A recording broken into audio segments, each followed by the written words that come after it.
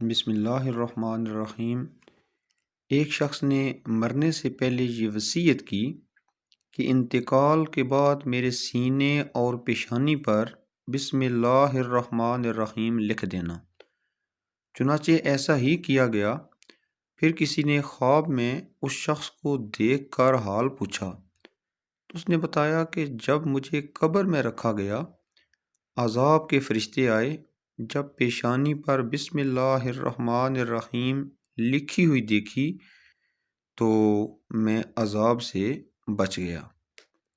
اور حضرت علامہ شامی رحمۃ اللہ تعالی علیہ آپ کفن پر جو کلمات لکھے جاتے ہیں اس کے حوالے سے فرماتے ہیں کہ یوں بھی ہو سکتا ہے کہ میت کی پیشانی پر بسم اللہ الرحمن الرحیم لکھیں۔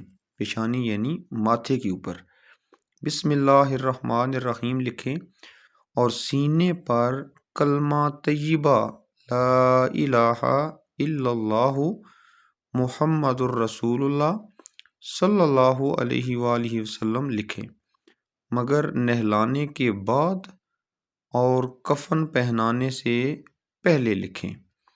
اور لکھنے کے لیے کوئی پین نہیں، کوئی سیاہی نہیں استعمال کرنی، بلکہ کلمہ کی انگلی سے لکھیں تو یہ بھی درست ہے۔ تو یہ بھی ایک طریقہ بیان کیا گیا ہے۔ باقی جو کفن کے اوپر کچھ کلمات لکھے جاتے ہیں، بسم اللہ، کلمہ طیبہ، آیت الکرسی سینے والی جگہ پہ، تو وہ بھی درست ہے، اس میں بھی کوئی حرج نہیں ہے۔